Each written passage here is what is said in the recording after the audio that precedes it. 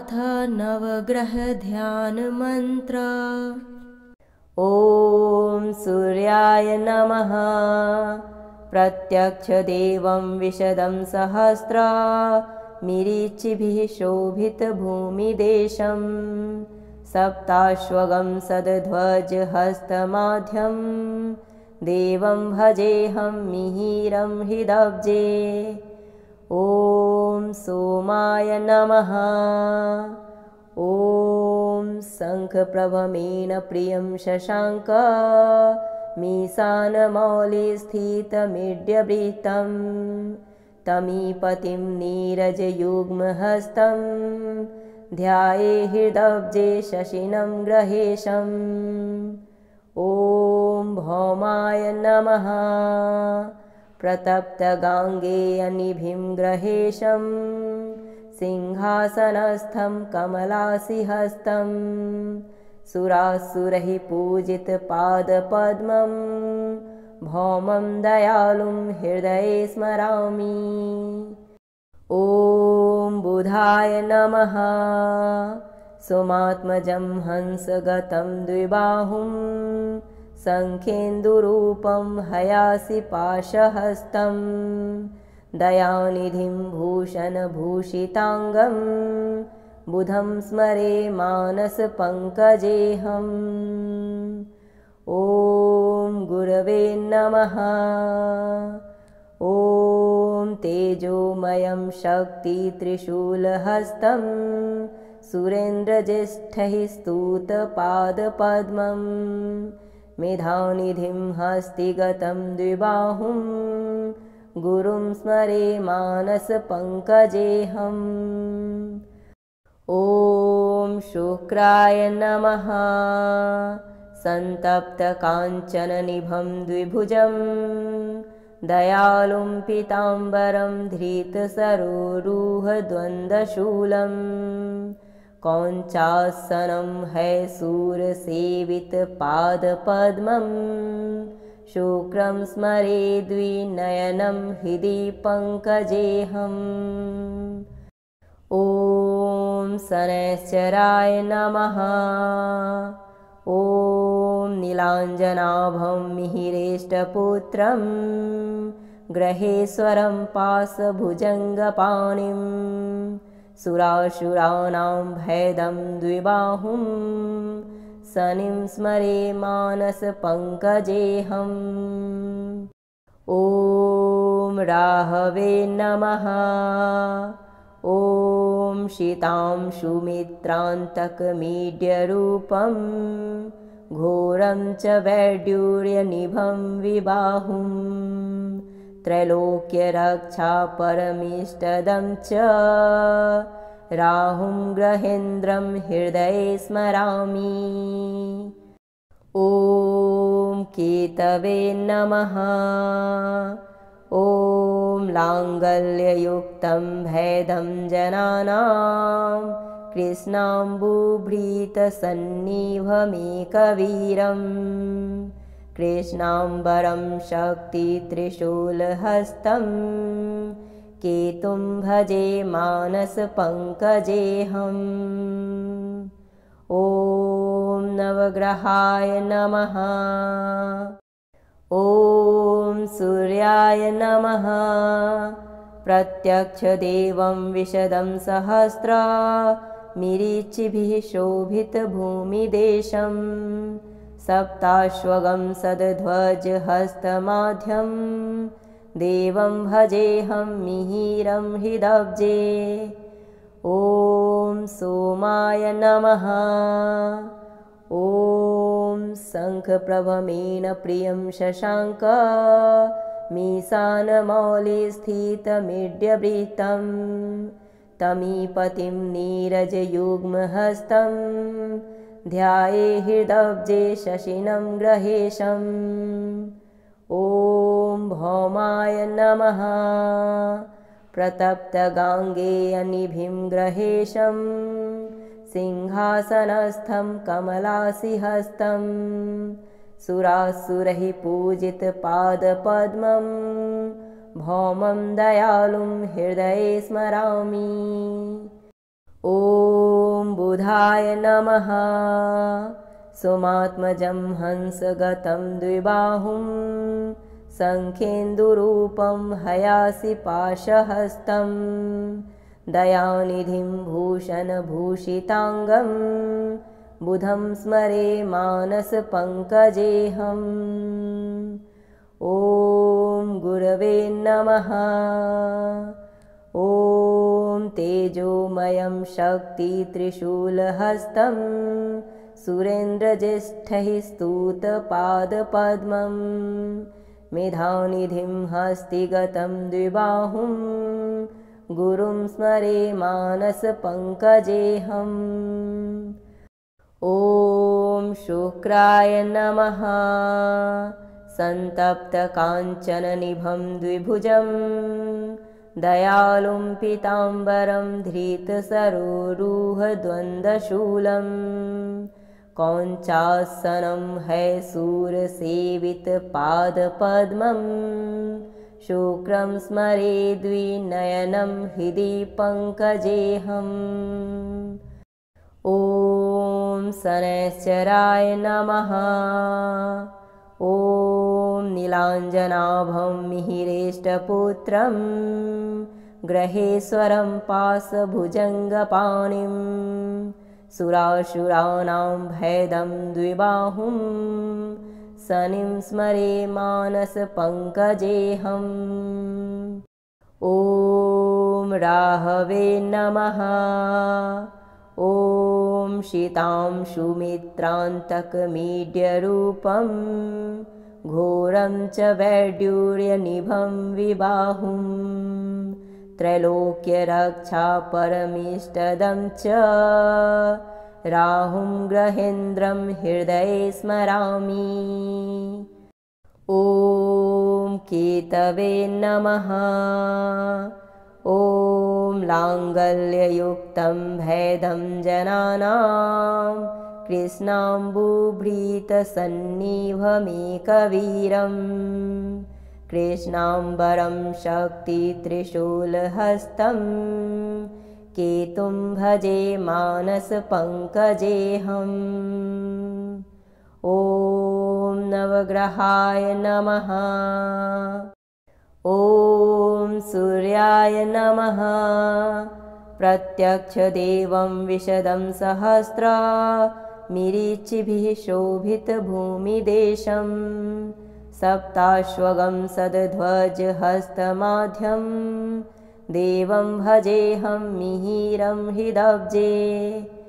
ॐ सोमाय नमः। ॐ शङ्खप्रभमेन प्रियं शशाङ्क मीशानमौलिस्थितमीड्यवृत्तं तमीपतिं नीरजयुग्महस्तं ध्याये हृदब्जे शशिनं ग्रहेशम्। ॐ भौमाय नमः। प्रतप्तगाङ्गेयनिभिं ग्रहेशं सिंहासनस्थं कमलासिहस्तं सुरासुरैः पूजितपादपद्मं भौमं दयालुं हृदये स्मरामि। ॐ बुधाय नमः। सोमात्मजं हंसगतं द्विबाहुं शङ्खेन्दुरूपं हयासि पाशहस्तं दयानिधिं भूषणभूषिताङ्गं बुधं स्मरे मानसपङ्कजेऽहम्। ॐ गुरवे नमः। ॐ तेजोमयं शक्तित्रिशूलहस्तं सुरेन्द्रज्येष्ठैः स्तुतपादपद्मं मेधानिधिं हस्तिगतं द्विबाहुं गुरुं स्मरे मानसपङ्कजेऽहम्। ॐ शुक्राय नमः। सन्तप्तकाञ्चननिभं द्विभुजं दयालुं पीताम्बरं धृतसरोरुहद्वन्द्वशूलं कौञ्चासनं हैसूरसेवितपादपद्मं शुक्रं स्मरेद्विनयनं हृदि पङ्कजेऽहम्। ॐ शनैश्चराय नमः। ॐ नीलाञ्जनाभं मिहिरेष्टपुत्रं ग्रहेश्वरं पाशभुजङ्गपाणिं सुरासुराणां भैदं द्विबाहुं शनिं स्मरे मानसपङ्कजेऽहम्। ॐ राहवे नमः।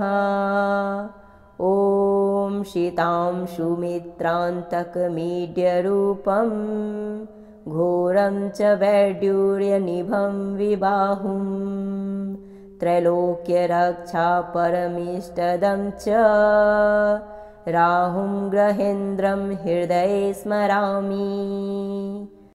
ॐ केतवे नमः। ॐ लाङ्गल्ययुक्तं भैदं जनानां कृष्णाम्बुभृतसन्निभमेकवीरं कृष्णाम्बरं शक्तित्रिशूलहस्तं केतुं भजे मानसपङ्कजेऽहम्। ॐ नवग्रहाय नमः। ॐ सूर्याय नमः। प्रत्यक्षदेवं विशदं सहस्रमिरिचिभिः शोभितभूमिदेशं सप्ताश्वगं सद्ध्वजहस्तमाध्यं देवं भजेऽहं मिहिरं हृदब्जे। ॐ सोमाय नमः। ॐ शङ्खप्रभमेन प्रियं शशाङ्क मीशानमौलिस्थितमीड्यवृत्तं तमीपतिं नीरजयुग्महस्तं ध्याये हृदब्जे शशिनं ग्रहेशम्। ॐ भौमाय नमः। प्रतप्तगाङ्गेयनिभिं ग्रहेशं सिंहासनस्थं कमलासिहस्तं सुरासुरैः पूजितपादपद्मं भौमं दयालुं हृदये स्मरामि। ॐ बुधाय नमः। सोमात्मजं हंसगतं द्विबाहुं शङ्खेन्दुरूपं हयासि पाशहस्तं दयानिधिं भूषणभूषिताङ्गं बुधं स्मरे मानसपङ्कजेऽहम्। ॐ गुरवे नमः। ॐ तेजोमयं शक्तित्रिशूलहस्तं सुरेन्द्रज्येष्ठैः स्तुतपादपद्मं मेधानिधिं हस्तिगतं द्विबाहुं गुरुं स्मरे मानसपङ्कजेऽहम्। ॐ शुक्राय नमः। सन्तप्तकाञ्चननिभं द्विभुजं दयालुं पीताम्बरं धृतसरोरुहद्वन्द्वशूलं कौञ्चासनं हैसूरसेवितपादपद्मं शुक्रं स्मरे द्विनयनं हृदि पङ्कजेऽहम्। ॐ शनैश्चराय नमः। ॐ नीलाञ्जनाभं मिहिरेष्टपुत्रं ग्रहेश्वरं पाशभुजङ्गपाणिं सुरासुराणां भैदं द्विबाहुं शनिं स्मरे मानसपङ्कजेऽहम्। ॐ राहवे नमः। ॐ शीतांशुमित्रान्तकमीड्यरूपं घोरं च वैड्यूर्यनिभं विबाहुं त्रैलोक्यरक्षापरमिष्टदं च राहुं ग्रहेन्द्रं हृदये स्मरामि। ॐ केतवे नमः। ॐ लाङ्गल्ययुक्तं भैदं जनानां कृष्णाम्बुभृतसन्निभमेकवीरं कृष्णाम्बरं शक्तित्रिशूलहस्तं केतुं भजे मानसपङ्कजेऽहम्। ॐ नवग्रहाय नमः। ॐ सूर्याय नमः। प्रत्यक्षदेवं विशदं सहस्रमिरिचिभिः शोभितभूमिदेशं सप्ताश्वगं सद्ध्वजहस्तमाध्यं देवं भजेऽहं मिहिरं हृदब्जे। ॐ सोमाय नमः। ॐ शङ्खप्रभमेन प्रियं शशाङ्क मीशानमौलिस्थितमीड्यवृत्तं तमीपतिं नीरजयुग्महस्तं ध्याये हृदब्जे शशिनं ग्रहेशम्। ॐ भौमाय नमः। प्रतप्तगाङ्गेयनिभिं ग्रहेशं सिंहासनस्थं कमलासिहस्तं सुरासुरैः पूजितपादपद्मं भौमं दयालुं हृदये स्मरामि। ॐ बुधाय नमः। सोमात्मजं हंसगतं द्विबाहुं शङ्खेन्दुरूपं हयासिपाशहस्तं दयानिधिं भूषणभूषिताङ्गं बुधं स्मरे मानसपङ्कजेऽहम्। ॐ गुरवे नमः। ॐ तेजोमयं शक्तित्रिशूलहस्तं सुरेन्द्रज्येष्ठैः स्तुतपादपद्मं मेधानिधिं हस्तिगतं द्विबाहुं गुरुं स्मरे मानसपङ्कजेऽहम्। ॐ शुक्राय नमः। सन्तप्तकाञ्चननिभं द्विभुजं दयालुं पीताम्बरं धृतसरोरुहद्वन्द्वशूलं कौञ्चासनं हैसूरसेवितपादपद्मं शुक्रं स्मरे द्विनयनं हृदि पङ्कजेऽहम्। ॐ शनैश्चराय नमः। ॐ नीलाञ्जनाभं मिहिरेष्टपुत्रं ग्रहेश्वरं पाशभुजङ्गपाणिं सुरासुराणां भैदं द्विबाहुं शनिं स्मरे मानसपङ्कजेऽहम्। ॐ राहवे नमः।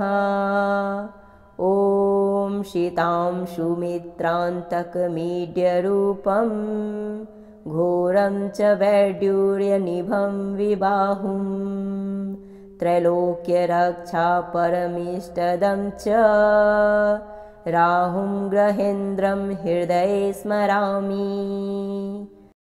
ॐ केतवे नमः। ॐ लाङ्गल्ययुक्तं भैदं जनानां कृष्णाम्बुभृतसन्निभमेकवीरं कृष्णाम्बरं शक्तित्रिशूलहस्तं केतुं भजे मानसपङ्कजेऽहम्। ॐ नवग्रहाय नमः। ॐ सूर्याय नमः। प्रत्यक्षदेवं विशदं सहस्रमिरिचिभिः शोभितभूमिदेशं सप्ताश्वगं सद्ध्वजहस्तमाध्यं देवं भजेऽहं मिहिरं हृदब्जे। ॐ सोमाय नमः। ॐ शङ्खप्रभमेन प्रियं शशाङ्क मीशानमौलिस्थितमीड्यवृत्तं तमीपतिं नीरजयुग्महस्तं ध्याये हृदब्जे शशिनं ग्रहेशम्। ॐ भौमाय नमः। प्रतप्तगाङ्गेयनिभिं ग्रहेशं सिंहासनस्थं कमलासिहस्तं सुरासुरैः पूजितपादपद्मं भौमं दयालुं हृदये स्मरामि। ॐ बुधाय नमः।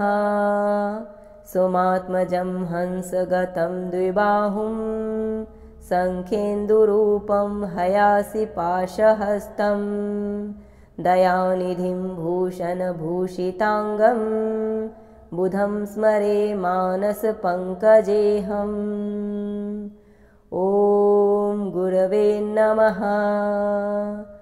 ॐ तेजोमयं शक्तित्रिशूलहस्तं सुरेन्द्रज्येष्ठैः स्तुतपादपद्मं मेधानिधिं हस्तिगतं द्विबाहुं गुरुं स्मरे मानसपङ्कजेऽहम्। ॐ शुक्राय नमः। सन्तप्तकाञ्चननिभं द्विभुजं दयालुं पीताम्बरं धृतसरोरुहद्वन्द्वशूलं कौञ्चासनं हैसूरसेवितपादपद्मं शुक्रं स्मरे द्विनयनं हृदि पङ्कजेऽहम्। ॐ शनैश्चराय नमः। ॐ नीलाञ्जनाभं मिहिरेष्टपुत्रं ग्रहेश्वरं पाशभुजङ्गपाणिं सुरासुराणां भैदं द्विबाहुं शनिं स्मरे मानसपङ्कजेऽहम्। ॐ राहवे नमः। ॐ शीतांशुमित्रान्तकमीड्यरूपं घोरं च वैडूर्यनिभं विबाहुं त्रैलोक्यरक्षापरमिष्टदं च राहुं ग्रहेन्द्रं हृदये स्मरामि। ॐ केतवे नमः। ॐ लाङ्गल्ययुक्तं भैदं जनानां कृष्णाम्बुभृतसन्निभमेकवीरं कृष्णाम्बरं शक्तित्रिशूलहस्तं केतुं भजे मानसपङ्कजेऽहम्। ॐ नवग्रहाय नमः। ॐ सूर्याय नमः। प्रत्यक्षदेवं विशदं सहस्रमिरिचिभिः शोभितभूमिदेशं सप्ताश्वगं सद्ध्वजहस्तमाध्यं देवं भजेऽहं मिहिरं हृदब्जे। ॐ सोमाय नमः। ॐ शङ्खप्रभमेन प्रियं शशाङ्क मीशानमौलिस्थितमीड्यवृत्तं तमीपतिं नीरजयुग्महस्तं ध्याये हृदब्जे शशिनं ग्रहेशम्। ॐ भौमाय नमः। प्रतप्तगाङ्गेयनिभिं ग्रहेशं सिंहासनस्थं कमलासिहस्तं सुरासुरैः पूजितपादपद्मं भौमं दयालुं हृदये स्मरामि। ॐ बुधाय नमः। सोमात्मजं हंसगतं द्विबाहुं शङ्खेन्दुरूपं हयासि पाशहस्तं दयानिधिं भूषणभूषिताङ्गं बुधं स्मरे मानसपङ्कजेऽहम्। ॐ गुरवे नमः। ॐ तेजोमयं शक्तित्रिशूलहस्तं सुरेन्द्रज्येष्ठैः स्तुतपादपद्मं मेधानिधिं हस्तिगतं द्विबाहुं गुरुं स्मरे मानसपङ्कजेऽहम्। ॐ शुक्राय नमः। सन्तप्तकाञ्चननिभं द्विभुजं दयालुं पीताम्बरं धृतसरोरुहद्वन्द्वशूलं कौञ्चासनं हैसूरसेवितपादपद्मं शुक्रं स्मरे द्विनयनं हृदि पङ्कजेऽहम्। ॐ शनैश्चराय नमः। ॐ नीलाञ्जनाभं मिहिरेष्टपुत्रं ग्रहेश्वरं पाशभुजङ्गपाणिं सुरासुराणां भैदं द्विबाहुं शनिं स्मरे मानसपङ्कजेऽहम्। ॐ राहवे नमः। ॐ शीतांशुमित्रान्तकमीड्यरूपं घोरं च वैडूर्यनिभं विबाहुं त्रैलोक्यरक्षापरमिष्टदं च राहुं ग्रहेन्द्रं हृदये स्मरामि। ॐ केतवे नमः। ॐ लाङ्गल्ययुक्तं भैदं जनानां कृष्णाम्बुभृतसन्निभमेकवीरं कृष्णाम्बरं शक्तित्रिशूलहस्तं केतुं भजे मानसपङ्कजेऽहम्। ॐ नवग्रहाय नमः। ॐ सूर्याय नमः। प्रत्यक्षदेवं विशदं सहस्रमिरिचिभिः शोभितभूमिदेशं सप्ताश्वगं सद्ध्वजहस्तमाध्यं देवं भजेऽहं मिहिरं हृदब्जे। ॐ सोमाय नमः। ॐ शङ्खप्रभमेन प्रियं शशाङ्क मीशानमौलिस्थितमीड्यवृत्तं तमीपतिं नीरजयुग्महस्तं ध्याये हृदब्जे शशिनं ग्रहेशम्। ॐ भौमाय नमः। प्रतप्तगाङ्गेयनिभिं ग्रहेशं सिंहासनस्थं कमलासिहस्तं सुरासुरैः पूजितपादपद्मं भौमं दयालुं हृदये स्मरामि। ॐ बुधाय नमः। सोमात्मजं हंसगतं द्विबाहुं शङ्खेन्दुरूपं हयासिपाशहस्तं दयानिधिं भूषणभूषिताङ्गं बुधं स्मरे मानसपङ्कजेऽहम्। ॐ गुरवे नमः।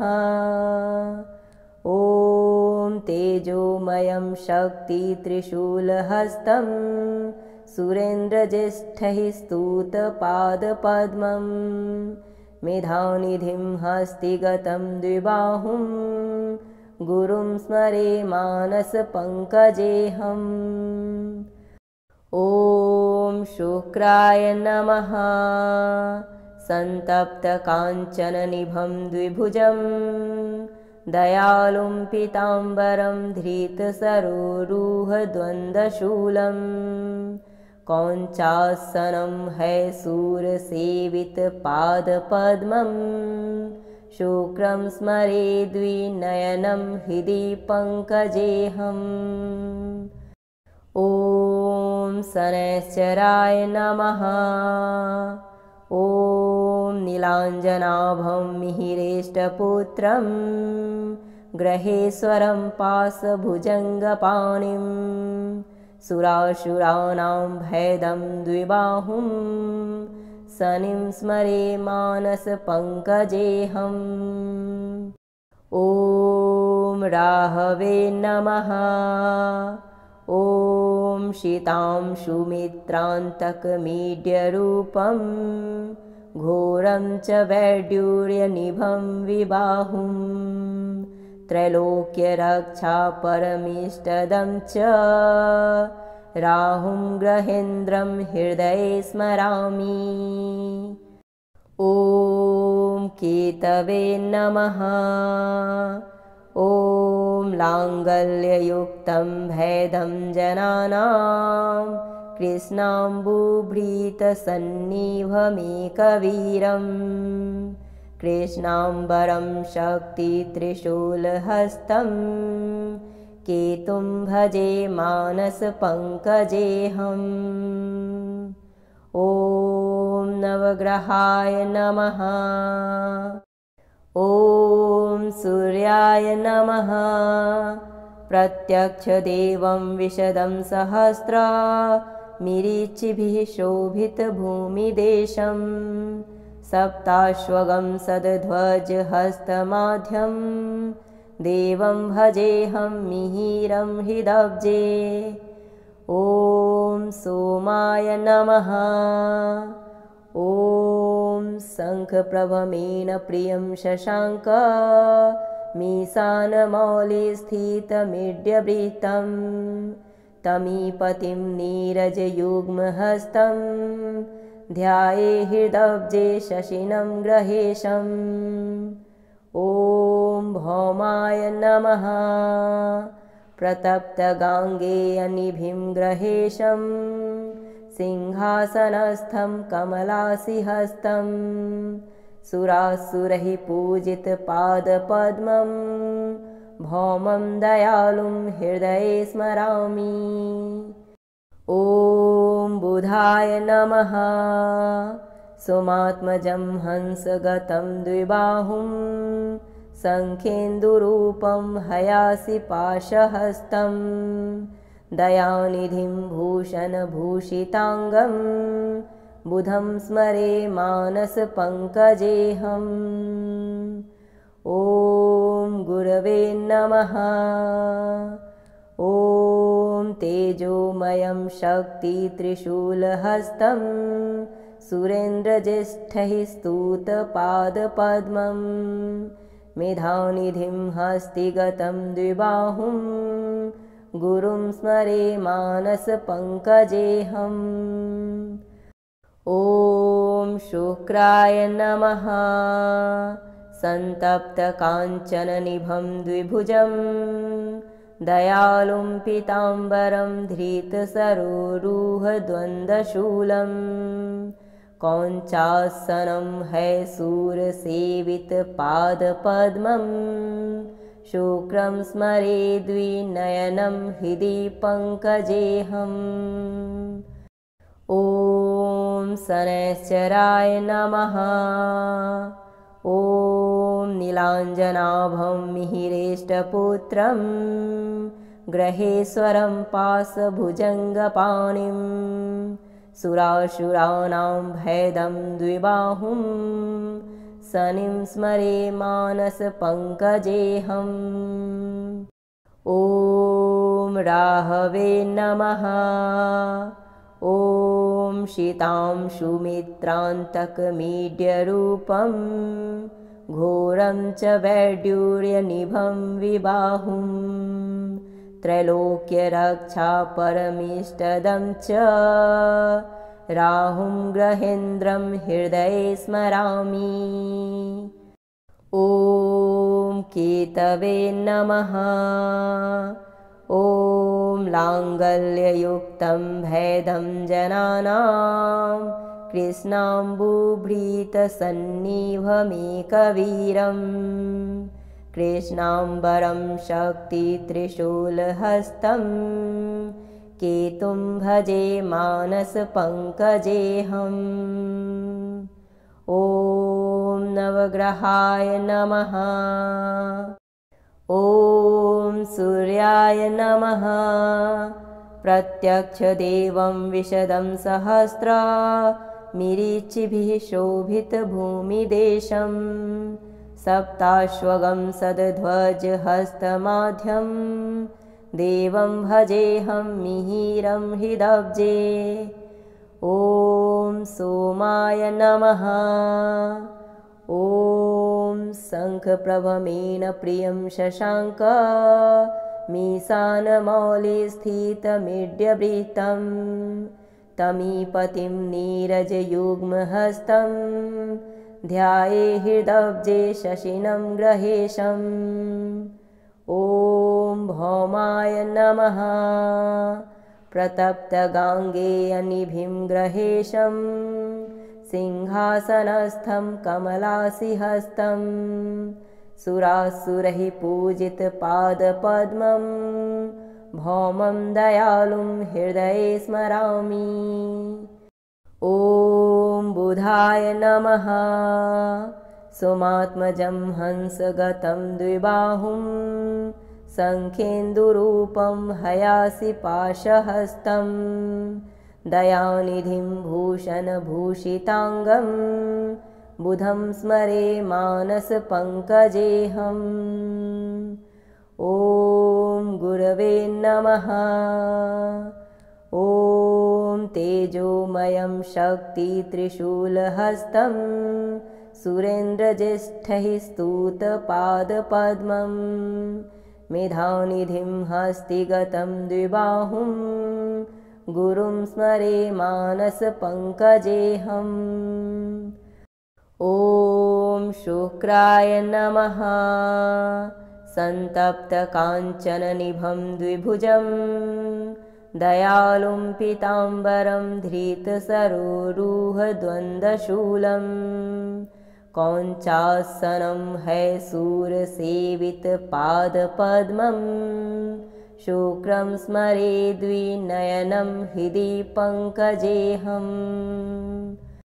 ॐ शनैश्चराय नमः। ॐ नीलाञ्जनाभं मिहिरेष्टपुत्रं ग्रहेश्वरं पाशभुजङ्गपाणिं सुरासुराणां भैदं द्विबाहुं शनिं स्मरे मानसपङ्कजेऽहम्। ॐ राहवे नमः। ॐ शीतांशुमित्रान्तकमीड्यरूपं घोरं च वैडूर्यनिभं विबाहुं त्रैलोक्यरक्षापरमिष्टदं च राहुं ग्रहेन्द्रं हृदये स्मरामि। ॐ केतवे नमः। ॐ लाङ्गल्ययुक्तं भैदं जनानां कृष्णाम्बुभृतसन्निभमेकवीरं कृष्णाम्बरं शक्तित्रिशूलहस्तं केतुं भजे मानसपङ्कजेऽहम्। ॐ नवग्रहाय नमः। ॐ सूर्याय नमः। प्रत्यक्षदेवं विशदं सहस्रमिरिचिभिः शोभितभूमिदेशं सप्ताश्वगं सद्ध्वजहस्तमाध्यं देवं भजेऽहं मिहिरं हृदब्जे। ॐ सोमाय नमः। ॐ शङ्खप्रभमेन प्रियं शशाङ्क मीशानमौलिस्थितमिड्यवृत्तं तमीपतिं नीरजयुग्महस्तं ध्याये हृदब्जे शशिनं ग्रहेशम्। ॐ भौमाय नमः।